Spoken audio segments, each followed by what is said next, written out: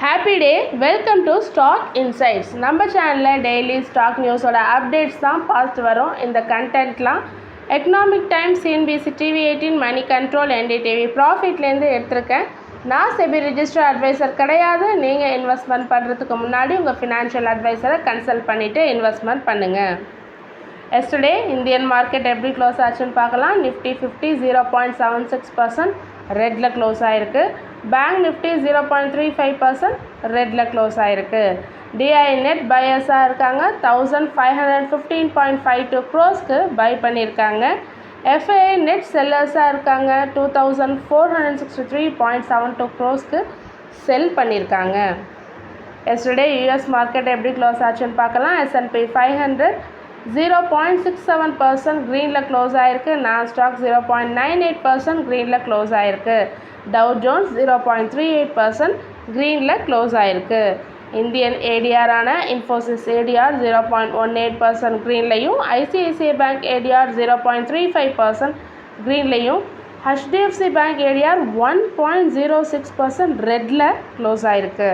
Wipro ADR 0.54% க்ரீனில் close ஆகிருக்கு. Doctor Reddy's lab ADR 0.50% ரெட்டில் க்ளோஸ் ஆகிருக்கு. ஸோ எஸ்டர்டே யூஎஸ் மார்க்கெட் க்ரீனில் க்ளோஸ் ஆகிருக்கு.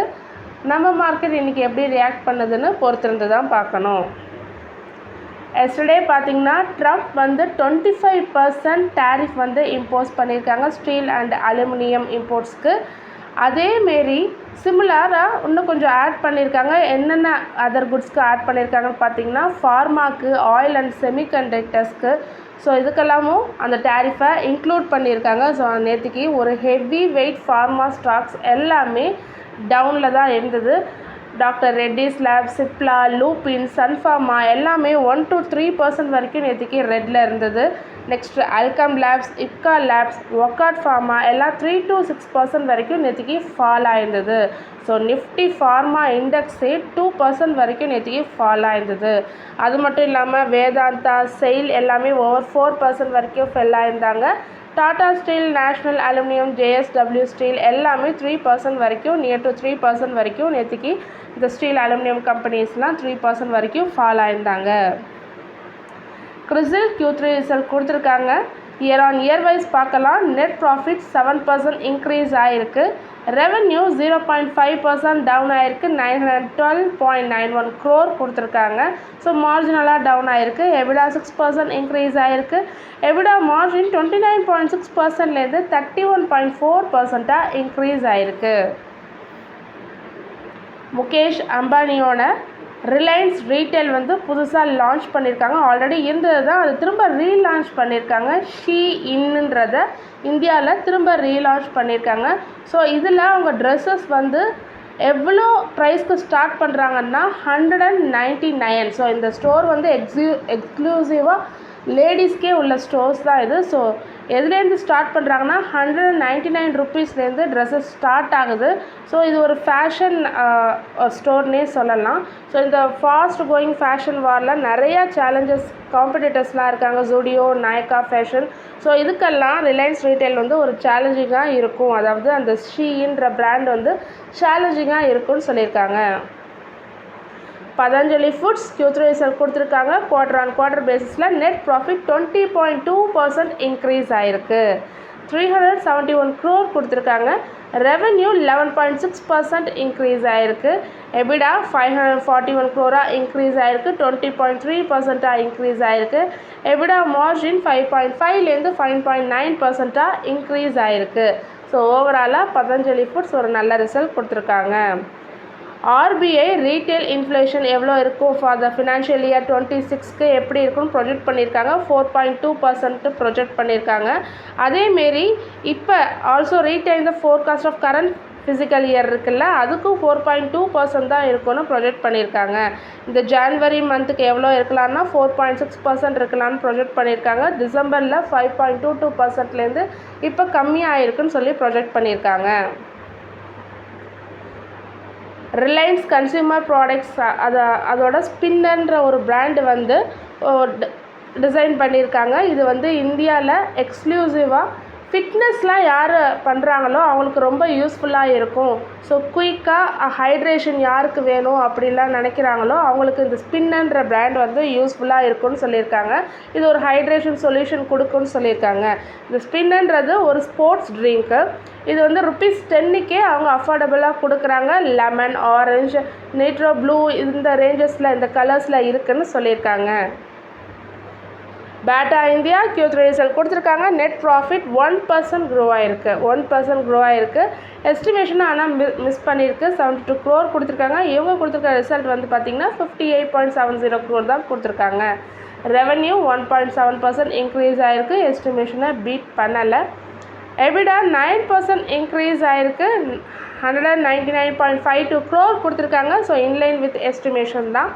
மார்ஜின் வந்து எக்ஸ்பேண்ட் ஆகிருக்கு, அதாவது இன்க்ரீஸ் ஆகிருக்கு. 21லேருந்து 21.7% இன்க்ரீஸ் ஆகிருக்கு. ஸ்லைட்லி எபோவ் த எஸ்டிமேஷன். 21 எஸ்டிமேஷன் கொடுத்துருக்காங்க. 21.7% இன்க்ரீஸ் ஆகிருக்கு. ஸோ இந்தியாவோட எக்ஸ்போர்ட்ஸ் அபவுட் $1 billion வந்து ரிஸ்கில் இருக்குது அப்படின்னு சொல்லியிருக்காங்க. இந்த ட்ரம்ப்போட டேரிஃப் பிளானால் ஆன் ஸ்டீல் அலுமினியம் இம்போர்ட்ஸ் பிளானால் $1 billion ரிஸ்கில் இருக்குதுன்னு சொல்லியிருக்காங்க. இந்த 11 months இல்லாதது 2024 இல்லாதது இப்போ ரிஸ்கில் இருக்குது. ஸோ இதனால் இந்தியன் அலுமினியம் எக்ஸ்போர்ட்டை யூஎஸ்க்கு நம்ம எவ்வளோ பண்ணிகிட்டு இருந்தோம்னு பார்த்தீங்கன்னா $777 billion பண்ணிகிட்டு இருந்தோம். இப்போ அதில் ரிஸ்க் இருக்குதுன்னு சொல்லியிருக்காங்க. கல்பட்ருக்கு 2 டெவலப்மெண்ட் ப்ராஜெக்ட்ஸ் கிடச்சிருக்கு. இன் சேம்பூர் லார்ஜ் 5 acre சொசைட்டிக்கான ப்ராஜெக்ட். இன் சேம்பூர்ஸில் என்னென்னு பார்த்தீங்கன்னா விஎன் புராவ் மேங்க்ரோவ் மார்க் அப்படின்ற இதில் கிடச்சிருக்கு. ஸோ இது வந்து லாஸ்ட் மந்த்தே சைன் பண்ணியிருக்காங்க. அண்ட் தென் கோர்கன்ற இதில் 2000 crore. ஸோ ரெண்டுத்தையும் சேர்த்து 2000 crore 2 ரீடெவலப்மெண்ட் ப்ராஜெக்ட் கிடச்சிருக்கு கல்பட்ருக்கு. சிக்னேச்சர் குளோபல் Q3 ரிசல்ட் கொடுத்துருக்காங்க. இயர் ஆன் இயர் வைஸ் பார்க்கலாம். நெட் ப்ராஃபிட் 29.12 crore கொடுத்துருக்காங்க. நல்லாவே இன்க்ரீஸ் ஆகிருக்கு. ரெவென்யூ 827.69 crore கொடுத்துருக்காங்க. ஸோ போன வருஷம் இதே குவார்ட்டரில் 281.81 crore கொடுத்துருக்காங்க. ஸோ ரொம்ப நிறையாவே இன்க்ரீஸ் ஆகிருக்கு. EBITDA 13.49 crore. ஸோ போன வருஷம் இதே குவார்ட்டரில் எபிடா லாஸில் இருந்திருக்கு 7.04 crore. இப்போ லாபத்துக்கு வந்திருக்காங்க. செபி மார்க்கெட் ரெகுலேட்டரான செபி பேன் பண்ணியிருக்காங்க. காலா ஹரிதான் ட்ரெண்ட்ஸுன்றவங்கள பேன் பண்ணியிருக்காங்க. ஸோ இது வந்து ரீசெண்டாக 1 yearக்குள்ளே தான் லிஸ்ட் ஆனது. என்எஸ்சி எஸ்எம்இ பிளாட்ஃபார்மில் லிஸ்ட் ஆனது. எதுக்காக பேன் பண்ணியிருக்காங்கன்னா கம்பெனி வந்து மெட்டீரியல் டிஸ்க்ளோசர் பண்ணுறதுல ஃபெயில் பண்ணியிருக்காங்க, அதாவது தவறுதல் பண்ணியிருக்காங்க. டிஃபால்ட் ரீபேமெண்ட் டியூஸில் வந்து ரீபேமெண்ட் வந்து பண்ணாமல் அவங்க வந்து மெட்டீரியல் டிஸ்க்ளோசர் பண்ணியிருக்காங்கன்னு சொல்லியிருக்காங்க. ஸோ இதை வந்து மிஸ்லீடிங் பண்ணியிருக்காங்க, தவறுதலாக கையாண்டிருக்காங்க. அதாவது ஃபால்ஸாகவும் மிஸ்லீடிங் பண்ணியிருக்காங்கன்னு சொல்லியிருக்காங்க. அதாவது வேறு போக்கை மாற்றி கார்ப்பரேட் அனௌன்ஸ்மெண்ட்லாம் மாற்றி கொண்டு போயிருக்காங்க. அந்த தவறுதலை கவர் பண்ணுறதுக்காக நிறையா ஃபால்ஸ் இமெயில் கம்யூனிகேஷன்ஸ்லாம் பண்ணியிருக்காங்கன்னு சொல்லியிருக்காங்க. ஸோ அதனால் இந்த காலா ஹரிதான் ட்ரெண்ட்ஸை செபி பேன் பண்ணியிருக்காங்க. நால்கோ Q3 ரிசல்ட் கொடுத்துருக்காங்க. நெட் ப்ராஃபிட் வந்து ஜம்ப் ஆகிருக்கு. 1566.32 crore இன்க்ரீஸ் ஆகிருக்கு. எஸ்டிமேஷனை பீட் பண்ணியிருக்கு. ரெவென்யூ 39.3% இன்க்ரீஸ் ஆகிருக்கு. எஸ்டிமேஷனை பீட் பண்ணியிருக்கு. 4662.22 crore கொடுத்துருக்காங்க. எபிடா இன்க்ரீஸ் ஆகிருக்கு. 2327.54 crore கொடுத்துருக்காங்க. எஸ்டிமேஷனையும் பீட் பண்ணியிருக்கு. மார்ஜினும் இன்க்ரீஸ் ஆகிருக்கு. 40.8%லேருந்து 49.9% இன்க்ரீஸ் ஆகிருக்கு. ஓவராலாக நால்கோ ஒரு நல்ல ரிசல்ட் கொடுத்துருக்காங்க. கிராசம் இண்டஸ்ட்ரீஸ் Q3 ரிசல்ட் கொடுத்துருக்காங்க. இயர் ஆன் இயர் பேசிஸில் பார்க்கலாம். நெட் லாஸ் சொல்லியிருக்காங்க. ஸோ போன வருஷம் இதே குவார்ட்டரில் ப்ராஃபிட்டில் இருந்திருக்கு. இப்போ லாஸ் கொடுத்துருக்காங்க. 168.65 crore லாஸ் கொடுத்துருக்காங்க. ரெவென்யூ 26.9% இன்க்ரீஸ் ஆகிருக்கு. எபிடா 48% கம்மியாகிருக்கு. எபிடா மார்ஜின் 8.2%லேருந்து 3.3% கம்மியாகிருக்கு. ஓவராலாக கிராசம் இண்டஸ்ட்ரீஸ் ஒரு நல்ல ரிசல்ட் கொடுக்கல. Mankind pharma 4th largest drug பேக்கரான இவங்க டொமஸ்டிக் ரெவென்யூவில் சேல் பண்ணியிருக்காங்க அவங்களோட என்டையர் ஸ்டேக். அதாவது அவங்களோட சப்சிடரியில் மகானந்த ஸ்பான்ற ஒரு சப்சிடரி இருக்குது. அதில் வந்து ஸ்டேக்கை சேல் பண்ணியிருக்காங்க. யாருக்குன்னா சாலட் ஹோட்டல்ஸ்க்கு சேல் பண்ணியிருக்காங்க. 530 crore சேல் பண்ணியிருக்காங்க. ஆர்பிஐ பாண்டோட பர்ச்சேஸ் வந்து டபுள் ஆக்க போகிறதா சொல்லியிருக்காங்க. ஸோ எதுக்காகனா டு மேனேஜ் லிக்விடிட்டி டெஃபிசிட்டை நாங்கள் மேனேஜ் பண்ணுறதுக்காக நாங்கள் டபுள் ஆக்க போகிறோம் சொல்லியிருக்காங்க. ஸோ இனிமேல் பர்ச்சேஸ் பண்ணுற கவர்மெண்ட் செக்யூரிட்டிஸோட ஒர்த் எப்படி இருக்குன்னு பார்த்தீங்கன்னா ஆல்ரெடி அது 20,000 crore இருந்ததுன்னா இப்போ நாங்கள் 40,000 crore நாங்கள் பர்ச்சேஸ் பண்ணுவோம். ஸோ ஏர்லியராக 20,000 crore அனௌன்ஸ் பண்ணியிருந்தோம். இனிமேல் நாங்கள் 40,000 crore அந்த பாண்டை கவர்மெண்ட் செக்யூரிட்டிஸ் பாண்டை நாங்கள் பர்ச்சேஸ் பண்ணுவோம் டு மேனேஜ் லிக்விடிட்டி டெஃபிசிட்காக. TVS supply chain solution Q3 result கொடுத்துருக்காங்க. இயர் ஆன் இயர் பேசிஸில் பார்க்கலாம். நெட் லாஸ் சொல்லியிருக்காங்க. 24.65 crore லாஸ் சொல்லியிருக்காங்க. போன வருஷம் இதே நேரத்தில் ப்ராஃபிட்டில் இருந்திருக்காங்க. 9.56 crore ப்ராஃபிட்டில் இருந்திருக்காங்க. ஸோ இப்போ லாஸ்க்கு வந்திருக்கு. ஸோ அதுவே ஒரு பேட் தான். ரெவென்யூ 10% இன்க்ரீஸ் ஆகிருக்கு. எபிடா 18% டவுன் ஆகிருக்கு. மார்ஜினும் 7.3%லேருந்து 5.4% டவுன் ஆகிருக்கு. ஓவராலாக டிவிஎஸ் சப்ளை செயின் சொல்யூஷன்ஸ் ஒரு நல்ல ரிசல்ட் கொடுக்கல. அப்போலோ ஹாஸ்பிட்டல் Q3 ரிசல்ட் கொடுத்துருக்காங்க. இயர் ஆன் இயர் பேசிஸில் பார்க்கலாம். நெட் ப்ராஃபிட் 52% இன்க்ரீஸ் ஆகிருக்கு. 372.30 crore கொடுத்துருக்காங்க. ரெவென்யூ 13.9% இன்க்ரீஸ் ஆகிருக்கு. எபிடா 761.50 crore இன்க்ரீஸ் ஆகிருக்கு. 24% இன்க்ரீஸ் ஆகிருக்கு. எபிடா மார்ஜினும் 12.7%லேருந்து 13.8% இன்க்ரீஸ் ஆகிருக்கு. ஓவராலாக அப்போலோ ஹாஸ்பிட்டல் ஒரு நல்ல ரிசல்ட் கொடுத்துருக்காங்க. So tax relief likely to result 1 lakh crore அப்படின்னு சொல்லிட்டு மோதிலால் ஆஸ்வால் சொல்லியிருக்காங்க. இந்த 12 lakh டேக்ஸ் ரிலீஃப் அது வரைக்கும் உள்ளவங்களுக்கு டேக்ஸ் ரிலீஃப் கொடுத்துருக்காங்களா. ஸோ இதனால் இந்தியாவில் பயன்படக்கூடிய மக்கள் எவ்வளோ வரைக்கும் இருக்குன்னு பார்த்தீங்கன்னா 1 lakh crore வரைக்கும் அவங்க சேவிங்ஸ் பண்ணலாம். ஓவராலாக நான் ஓவரால் இந்தியாவுக்கு சொல்கிறேன். 1 lakh crore வரைக்கும் அவங்க சேவிங்ஸ் பண்ண முடியும்னு சொல்லியிருக்காங்க. ஸோ எஃப்எம்சிஜி கன்சியூமர் ப்ராடக்ட்ஸ் இதெல்லாம் நல்லா பெனிஃபிட்டாக இருக்கும். அதில் அவங்களோட டாபிக்ஸ் எதுன்னு பார்த்தீங்கன்னா Hindustan Unilever, Godrej consumer products, Dabur, Page Industries, Titan, PN Gadgil இதெல்லாம் நல்லா பயன்படக்கூடிய ஸ்டாக்ஸாக இருக்கும்னு சொல்லி மோதிலால் ஆஸ்வால் சொல்லியிருக்காங்க. எய்ச்சர் மோட்டார் அனௌன்ஸ் பண்ணியிருக்காங்க. அவங்க போர்டிங்கில் ஏதாவது போர்டில் சேஞ்சஸ் இருக்குது, கீ சேஞ்சஸில் இருக்குதுன்னு சொல்லிட்டு. ஸோ யார் அப்பாயின்மெண்ட் பண்ணியிருக்காங்கன்னா சித்தார்த் லால்ன்றவங்கள எக்ஸிக்யூட்டிவ் சேர்மனாக அப்பாயின்மெண்ட் பண்ணியிருக்காங்க. எதனாலனா சாண்டில்யான்றவங்க ரிட்டையர்மெண்ட் ஆகிறாங்க. ஸோ அதனால் சித்தார்த் லால்ன்றவங்கள எக்ஸிக்யூட்டிவ் சேர்மனாக அப்பாயின்மெண்ட் பண்ணியிருக்காங்க. அண்ட் வினோத் அகர்வாலை வைஸ் சேர்மனாக அப்பாயின்மெண்ட் பண்ணியிருக்காங்க. அண்ட் பி கோவிந்தராஜன் அவங்கள மேனேஜிங் டைரக்டராக அப்பாயின்மெண்ட் பண்ணியிருக்காங்க. இக்ரா Q3 ரிசல்ட் கொடுத்துருக்காங்க.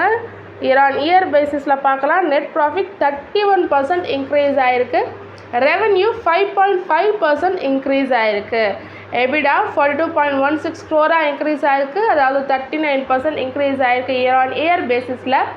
எபிடா மார்ஜின் 26.4லேருந்து 34.9% இன்க்ரீஸ் ஆகிருக்கு. ஸோ ஓவராலாக ஐசிஆர்ஏ ஒரு நல்ல ரிசல்ட் கொடுத்துருக்காங்க. ஸ்ரீராம் ப்ராப்பர்ட்டிஸ் மண்டே அனௌன்ஸ் பண்ணியிருக்காங்க. அவங்க ஒரு ஜாயிண்ட் டெவலப்மெண்ட் அக்ரிமெண்ட் போட்டிருக்கிறதா அனௌன்ஸ் பண்ணியிருக்காங்க.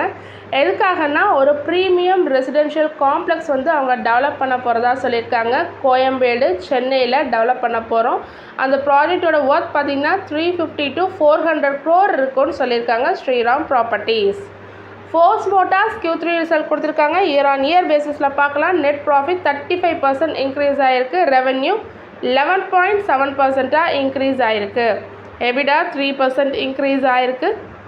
எபிடா மார்ஜின் 13.3%லேருந்து 12.3% கம்மி ஆகிருக்கு. ஸோ ஓவராலாக பார்க்கும்போது ஒரு நல்ல ரிசல்ட் தான் கொடுத்துருக்காங்க.